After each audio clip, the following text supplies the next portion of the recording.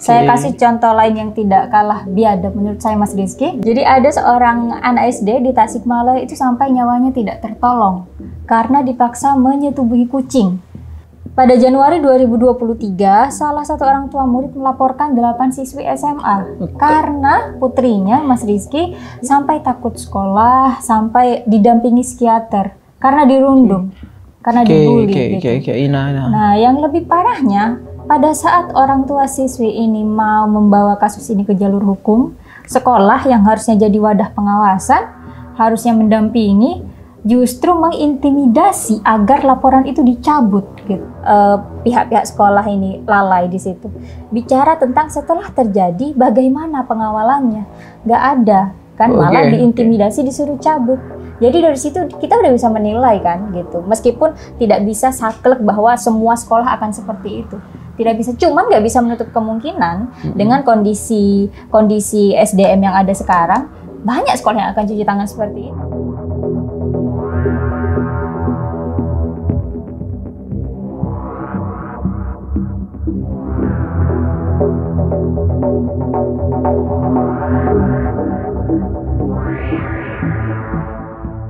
Bismillahirrahmanirrahim. Assalamualaikum warahmatullahi wabarakatuh. Selamat pagi ya. Salam sejahtera untuk kita semua. Alhamdulillah.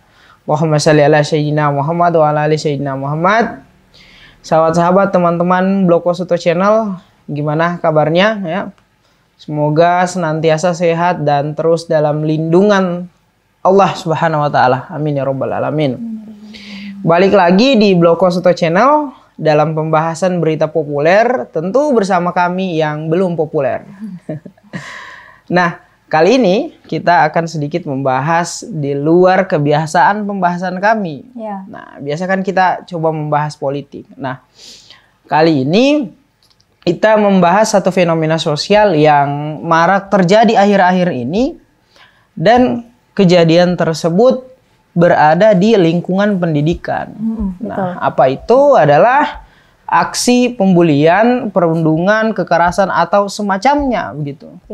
Nah, tetapi pembahasan kita kali ini, Mbak Lia, tidak melebar pada aksi pembulian yang terjadi di banyak tempat atau di tempat umum lainnya. Yang kita sorot adalah aksi pembulian yang terjadi di lingkungan pendidikan atau katakanlah sekolah gitu. Kenapa? Karena image sekolah ya yang terbangun oleh publik adalah satu tempat kawah candra di muka begitu. Menggembleng yang namanya karakter, pendidikan, moral, etika dan lain sebagainya. Nah, belakangan bergeser, sebagian orang menilai sekolah menjadi satu tempat yang paling menakutkan begitu. Nah, khususnya kepada korban pembulian, korban perundungan, korban kekerasan dan lain sebagainya gitu, Mbak Lia. Nah, langsung saja barangkali kita masuk kepada pembahasan ini, Mbak Lia. Coba Mbak Lia mau antar gimana dulu, terus kembangkan nanti. Baik. Terima kasih Mas Rizky. Siap. Di awal ya, untuk memperjelas mungkin kita harus bedakan dulu secara umum. Perundungan, pembulian itu bisa dibagi dua gitu. Yang pertama verbal dan yang kedua non verbal. Nah, yang verbal ini bisa kita jumpai di sosial media. Hinaan-hinaan yang menyerang agama atau menyerang fisik. Nah, itu marak itu, apalagi di bawah kolom komentar itu ya sudah ada bentuk rasisme, bentuk penghinaan fisik, suku dan lain sebagainya ya. Betul sekali. Nah, kemudian yang untuk non-verbal yang sudah melebihi batas sampai ada tindakan fisik di situ, seperti pemukulan, itu yang non-verbal, Mas Rizky ya. Atau banyak video viral belakangan ini yang ada sampai dihantam itu ciri yang non-verbal. Nah itu berangkat dari apa tadi? Yang paling terakhir ini ada video yang menampilkan seorang anak kasihan dibully, dipukul, dibanting, ditendang. Bahkan si korban tadi ini sudah minta ampun, tidak melawan, malah makin dibanting. Dan belakangan ternyata saya usut beritanya, salah satu portal media berita mengatakan alasannya itu hanya karena urusan asmara gitu. Urusan. Nah, urusan asmara, terus kemudian aksi tersebut masih dalam anak-anak tersebut masih berstatus sebagai pelajar gitu. Pelajar, ya. Nah, coba Mbak Lia, kembangkan tadi gimana? Oke, mengenai contoh kasus yang Mas Rizky berikan, Iya. itu hanya satu dari sekian yang ada di permukaan, yang naik ke permukaan. Saya kasih contoh lain yang tidak kalah biadab menurut saya, Mas Rizky. Tidak kalah biadab ya? Iya, ini. Jadi ada seorang anak SD di Tasikmalaya itu sampai nyawanya tidak tertolong karena dipaksa menyetubuhi kucing. Bayangkan ya. Itu mungkin saking nggak gendepnya pikirannya anak-anak ya, cuman bisa sampai menyuruh teman-temannya merundung melakukan hal-hal yang sangat di luar nalar kita. Iya, di luar nalar dan di luar nurani manusia. Betul, ya sesungguhnya. Betul. Nah, nggak cukup sampai di situ, Mas Rizky. Ada lagi nih contoh kasus lain. Pada Januari 2023, salah satu orang tua murid melaporkan 8 siswi SMA karena putrinya, Mas Rizky, sampai takut sekolah, sampai didampingi psikiater karena dirundung, karena dibully. Nah, yang lebih parahnya, pada saat orang tua siswi ini mau membawa kasus ini ke jalur hukum, sekolah yang harusnya jadi wadah pengawasan, harusnya mendampingi, justru mengintimidasi agar laporan itu dicabut gitu. Jadi sekolah tidak mau terlibat. Maksudnya sekolah lebih mencuci tangan, menjaga citra baiknya begitu ya? Iya betul. Jadi sekolahnya nih kayak abis makan apa aja pada cuci tangan. Oke. Nah, gitu, Mas Rizky. Ya, tapi untuk kasus yang Mas Rizky sempat singgung di awal ya, itu juga salah satu yang viral belakangan ini, yang perihal asmara itu kan. Padahal faktanya pelaku bully di kasus yang Mas Rizky sebutkan di awal itu siswa yang berprestasi, Mas Rizky. Jadi gurunya sampai heran karena dia juara tilawatil Quran lah, dia juara pencak silat lah. Mungkin kemampuan pencak silatnya dia bawa juga ke hal-hal yang negatif yang kurang baik. Oke, gitu. Nah ini pembahasan kita semakin mengkerucut. Nah, mungkin kali ini sesi video kali ini pembahasan kita fokus dan lebih singkat agar poinnya sampai begitu, Mbak Lia. Nah, ternyata apa yang menjadi dugaan saya di awal dibenarkan oleh data-data yang kemudian justru semakin menegaskan ya, dimana contoh tadi pertama pelajar yang sampai memukul temannya, terus kemudian ternyata di awal tahun 2023 tadi datanya terdapat 8 orang siswi dari tahun 2022 malah ya, sampai dengan 2023 akhirnya orang tuanya speak up, tetapi sekolahnya merespon lebih kepada mencari aman ya. Oke. Nah kemudian yang satu lagi tadi ya, Mas Rizky singgung di awal tadi, dan yang mencabuli kucing ya, dipaksa menyetubuhi kucing. Nah tapi kasus yang viral 3 tadi nih, Mas Rizky, tidak bisa juga kita mengesampingkan dan menganggap itu angka yang kecil. Karena berdasarkan datanya ya teman-teman, ternyata menurut rapor pendidikan Pak Nadiem nih 2022-2023, 24,4% siswa mengalami bully atau perundungan. Jadi 3 tadi ini hanya sekian kecil dari persenan ini yang naik ke permukaan. Padahal menurut datanya segini, belum lagi yang tidak terdata. Jadi kita bisa bayangkan separah dan semengakar apa perundungan ini di tingkat sekolah-sekolah SD, SMP, SMA, bahkan di bangku perkuliahan juga bisa barangkali. Oke. Nah, saya coba mengembangkan ini. Kita membangun premis pertama dengan judul berita seperti tadi, mengangkat berita pembulian yang terjadi di sekolah, kemudian ternyata memang datanya tegak lurus menegaskan bahwa hal demikian terjadi. Ternyata beberapa fenomena akhir-akhir ini itu hanya yang diangkat oleh media berita saja ya. Kalau kita mau usut lebih dalam lagi, dalam raport pendidikan gelap Pak Nadiem Makarim tahun 2022 setidaknya sampai dengan 2023 terdapat 24,4% kasus pembulian yang terjadi di sekolah. Oke. Nah, saya coba kembangkan gini, Mbak Lia. Tentu kita tidak memasrahkan seluruhnya kepada sekolah terkait dengan misalnya ada pencegahan atau gembleng karakter pribadi dari si anak-anak ataupun pelaku pembulian ini. Tentu kita bisa tarik dari ini sekaligus pertanyaan kembali ya. Apakah hal demikian terjadi juga karena didukung oleh pendidikan informal yang kurang? Maksud saya pendidikan sejak keluarga gitu. Antara orang tua atau siapapun yang berada dalam lingkungan keluarga kepada anaknya, kepada khususnya si pelaku pembulian, atau lebih lanjut lagi pertanyaannya, apakah sedemikian rusak gitu sistem yang ada di sekolah kita sampai tidak punya warning ya, pencegahan, setidaknya pencegahan terhadap aksi-aksi atau kasus pembulian gitu. Atau yang ketiga, terlepas dari adanya hubungan antara para pengajar yang ada di sekolah, para pemangku yang ada di sekolah, hubungan emosional antar siswa ini loh Mbak Lia. Karena ini merefleksi pada kasus yang tadi, yang alasannya cuma karena hubungan asmara begitu. Nah, kemudian siapa yang menyangka hubungan asmara sampai bisa memantik orang, manusia, pelajar tadi ini bahkan bertindak yang sangat di luar dugaan akal dan nurani kita. Nah, itu coba Mbak Lia kembangkan gimana? Oke, baik.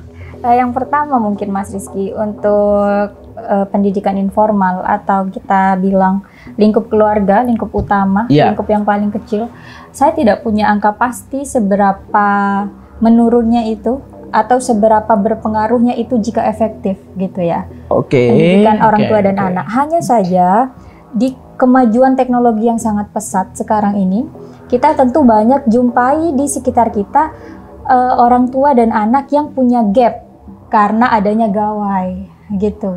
Karena adanya kecanggihan teknologi. Jadi mungkin orang tua memang punya kesibukan sendiri gitu. Ditambah lagi agar orang tua bisa melakukan kesibukannya dengan maksimal, akhirnya anaknya yang awalnya butuh perhatian ya, akhirnya dikasih gawai gitu untuk mencurahkan perhatian mereka tadi gitu. Nah, sebenarnya kan gimana ya? Nggak bisa menyalahkan teknologinya. Nah itu gitu kan saya mau langsung nyambung ke gini Mbak Lia. Nah itu kan hari ini adalah satu fakta sosial di mana kemajuan teknologi di lain sisi itu dibutuhkan dalam perkembangan peradaban manusia. Betul. Nah di lain sisi juga ternyata perkembangan tersebut tidak seluruhnya berpengaruh positif gitu. Nah seperti apa mencegahnya itu Mbak Lia supaya tidak terlalu kemudian perkembangan yang kita harapkan ada pengaruh terhadap peradaban positif hidup manusia, terus kemudian ternyata lebih besar mendapatkan berpengaruh pada efek negatif. Jadi kita tarik dulu lebih jauh, sebelum menjadi orang tua memang harus mempersiapkan dulu nih. Kan dari situ awal mulanya. Teknologi ini udah ada gitu kan. Sementara teknologi udah ada, kita masih punya pilihan, kita mau punya anak atau enggak gitu. Nah, kalau kita memang mau punya anak, harus mempersiapkan dia mulai dari di kandungan sampai lahir, bagaimana sampai dia mendidik, apa nanti dia akan kurang kasih sayang. Kalau dulu mungkin orang bilang banyak anak banyak rezeki. Karena zaman dulu teknologi nggak semrawut seperti sekarang. Kemajuan teknologi nggak sepesat sekarang. Kan dunia berubah, udah semakin kompleks, sudah banyak harus yang dipertimbangkan gitu kan. Kalau saya lihat di sosmed, untungnya generasi kita semakin kesini banyak semakin sadar akan kesiapan dirinya menjadi orang tua. Itu poin plusnya ya generasi kita ini gitu. Jadi jangan sampai karena punya kesibukan tetap mau punya anak, tapi pada akhirnya anaknya nggak punya, nggak full dapat kasih sayang. Sementara kita tahu sekolah-sekolah sekarang udah full day kan. Dari pagi sampai sore di sekolah, diawasi guru itu nanti ya kita jabarkan di pertanyaan kedua. Sampai rumah orang tuh udah kebagian capek, justru sama orang tuanya dikasih gawai gitu. Jadi alternatif penenang berarti gitu. Jadi dari lingkup pertama saja dia sudah tidak bisa meluapkan emosinya, tidak bisa mendapatkan perhatian yang dia harapkan. Oke. Nah, kemudian itu tadi sempat kan disinggung sekolah yang full day. Nah, penting untuk kita menyadari mengenai pertanyaan kedua tadi saya, Mbak Lia. Coba dikembangkan sekolah, gimana? Kan sekolah ini harusnya sadar gitu, satu lembaga yang sentral dalam menciptakan generasi bangsa kita ke depannya. Iya, benar. Apalagi hari ini kita lihat aktivitas kegiatan anak-anak itu hampir mayoritas lebih banyak di sekolah dengan penerapan tadi full day, anak-anak sekolah pagi pulang sore. Nah malam mungkin ada waktu bersama orang tuanya tapi anak terlanjur kecapean atau harus istirahat lebih dulu agar besok bangun dengan penuh semangat dan lain sebagainya. Nah gimana kok sekolah yang menjadi satu pusat sentral tidak lebih kompleks begitu menyiapkan kurang fasilitasnya? Siap ya, begitu. Kalau soal itu kan kita nggak punya data konkret ya Mas Rizky, tapi kita bisa melihat kasus nomor 2 tadi gitu. Seberapa bagus pengawasan sekolah kan gitu. Kalau dari kasus nomor 2 tadi nggak usahlah kita bicara pengawasan karena udah benar-benar melewati itu, nggak bisa mengawasi. 3 kasus tadi kan, 3 sekolah tadi ini kan benar-benar sudah lalai di situ. Paham. Gak usahlah bicara pengawasan yang sudah betul-betul pihak-pihak sekolah ini lalai di situ. Bicara tentang setelah terjadi bagaimana pengawalannya. Gak ada kan, malah diintimidasi, disuruh cabut. Jadi dari situ kita udah bisa menilai kan gitu. Meskipun tidak bisa saklek bahwa semua sekolah akan seperti itu. Tidak bisa, cuman nggak bisa menutup kemungkinan dengan kondisi SDM yang ada sekarang, banyak sekolah yang akan cuci tangan seperti itu. Gitu. Tapi memangnya secara sistem, Mbak, apakah tidak ada program khusus dari sekolah ataupun dari kementerian, pemerintah melihat ini sebagai satu warning yang harus kita lakukan pencegahan? Ancaman yang perlu diberikan perhatian. Kabar baiknya ada, Mas Rizky ya. Jadi dari UNICEF Indonesia sejak Nah ini ada ya berarti ya? Ada.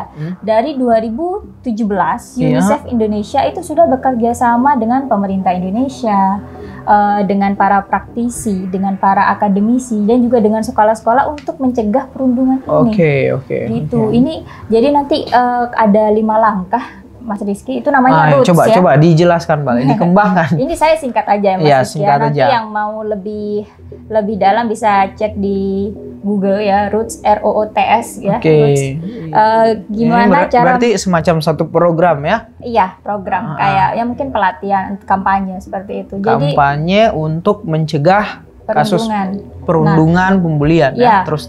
Ini program ini bagus ya. Jadi di awal itu ada survei gitu. Jadi memang sebelum ke mencegah, mengetahui, survei dulu. Kira-kira anak-anak ini tahu nggak sih perundungan gitu. Jadi ditanya adik-adik ini. Ini yang melakukan survei siapa? Praktisi tadi. Jadi nanti akan apa ya? Kalau mungkin bahasa simpelnya ada panitianya gitulah Mas. Termasuk guru-guru juga. Jadi maksudnya panitia menjangkau hampir ke setiap sekolah yang ada di Indonesia, kemudian melakukan survei. Terus. Jadi survei apakah adik pernah jadi korban bully? Apakah adik jangan-jangan pernah jadi pelaku bully? Gitu. Apakah adik pernah lihat di sekitar adik ada pembulian atau perundungan?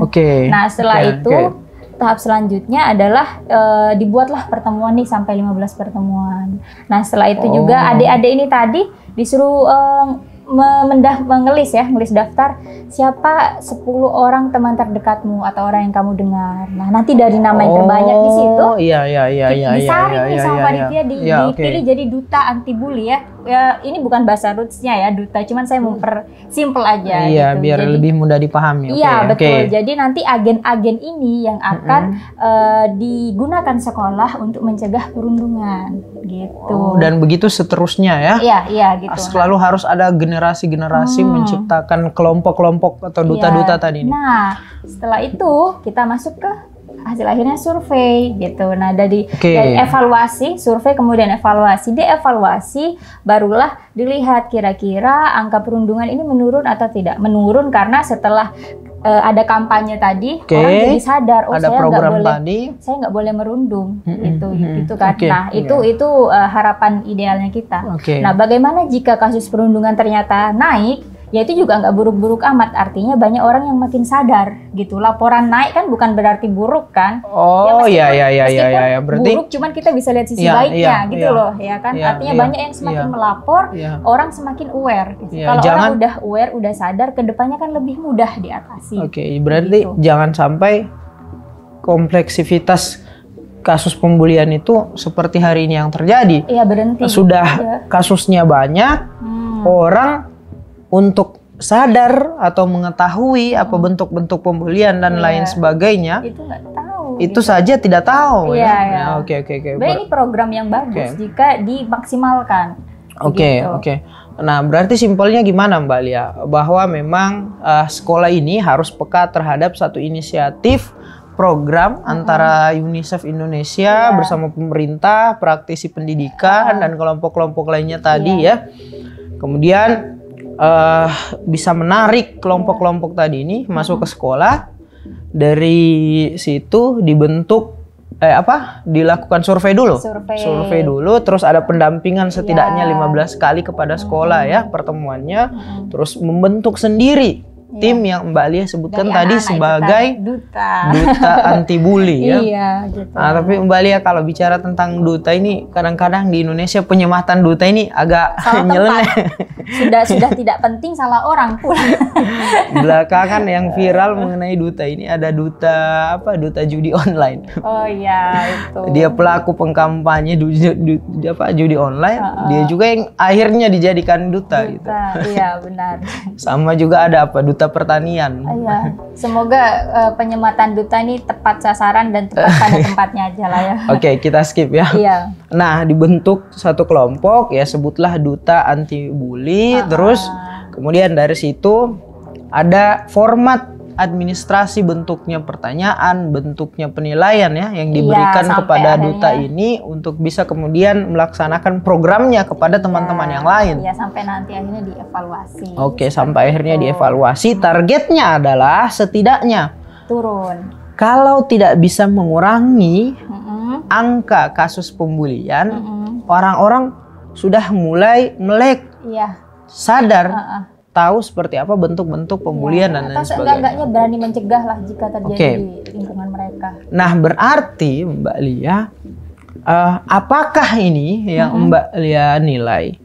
Pertanyaan ketiga saya tadi terkait dengan hubungan sosial antara siswa ini di luar dari pengawasan guru-guru. Apakah sebenarnya mereka sudah mengetahui bentuk pembulian, sanksi ketika mereka membuli atau efek trauma ketika ada korban yang sedang mengalami pembulian dan lain sebagainya. Coba gimana Mbak Lia? Baik. Kalau bicara tentang mereka tahu atau enggak, bicara tentang kenapa sampai ada korban dan sampai ada pelaku di lingkaran mereka, Mas Rizky, mungkin ini saya sempat diskusi dengan teman saya ya, jurusan psikolog gitu. Biar lebih akurat aja lah gitu ya. Jadi kalau teman saya itu bilang pelaku bully ini dulunya punya pengalaman buruk. Mungkin ini sedikit klise ya, orang-orang dengar ya tentang ini kan. Pelaku bully itu dulu punya pengalaman buruk begini-begini. Nah, sebenarnya kan kita manusia ini, Mas Rizky, tumbuh karena pengalaman kan, pengalaman baik, pengalaman buruk gitu. Nah, kemudian saya ibaratkan di dalam diri kita nih ada serigala. Satu serigala baik, satu serigala buruk. Agar serigala ini bisa tumbuh, makannya adalah makan pengalaman.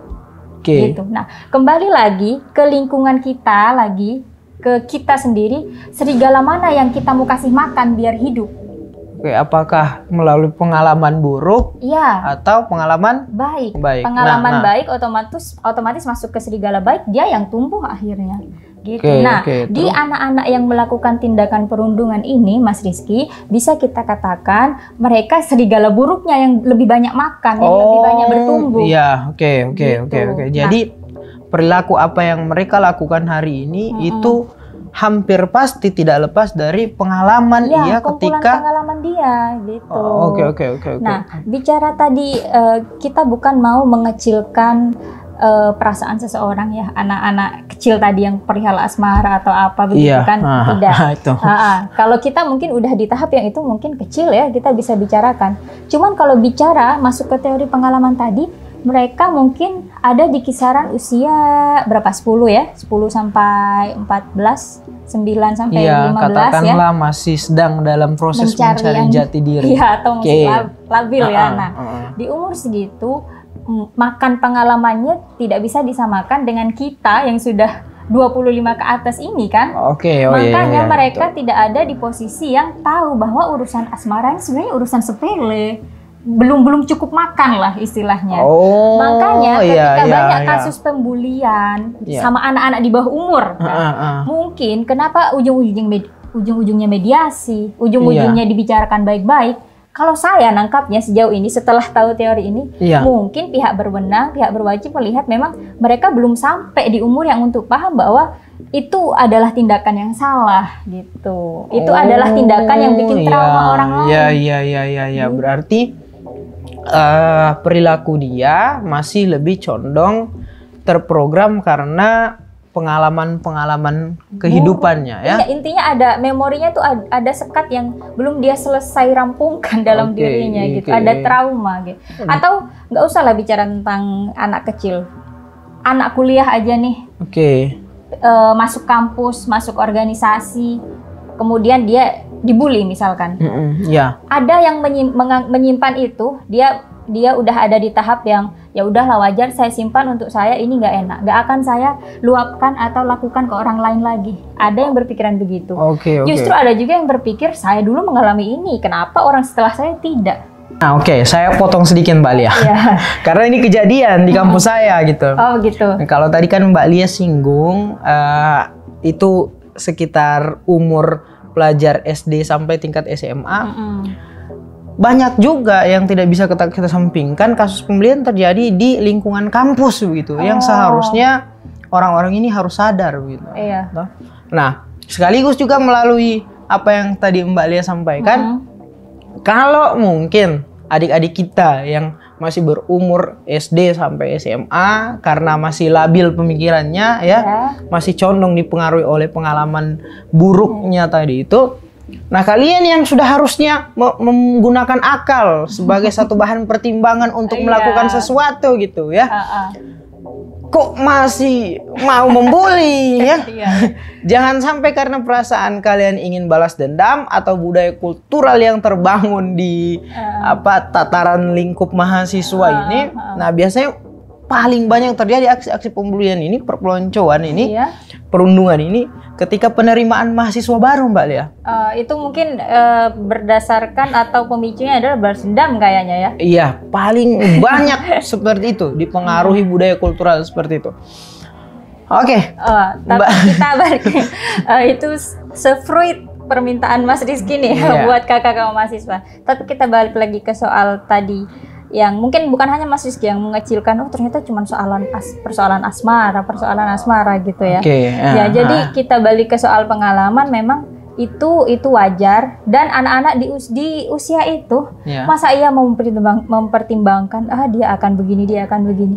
Anak-anak di usia begitu hanya tahu bahwa yang lebih kuat yang bertahan, kan gitu Mas Rizky, menunjukkan sisi superioritasnya, kan seperti itu.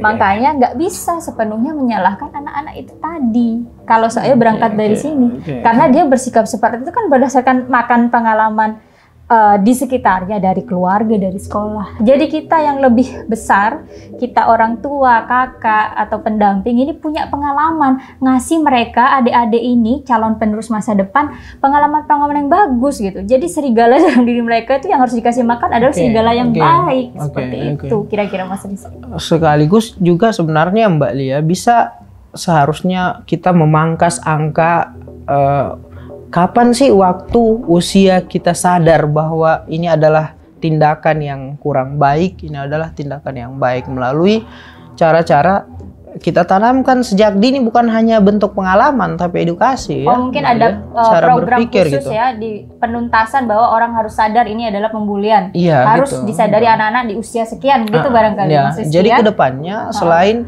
angka perundungan ini juga bisa menurun karena cara-cara seperti tadi, kita juga akhirnya sudah tidak bisa mewajarkan ketika ada pelaku pembulian yang masih berstatus remaja atau di bawah umur dia sudah matang pemikirannya gitu. Karena sudah ada aturan tadi yang dibentuk karena sudah ada cara-cara yang tadi untuk mendekatkan edukasi sejak dini kepada calon-calon generasi bangsa kita gitu Mbak. Boleh nih kayaknya dimasukin ke, mungkin kalau di sekolah-sekolah agama ada akidah akhlak ya, tapi itu lebih umum ke secara agama gitu.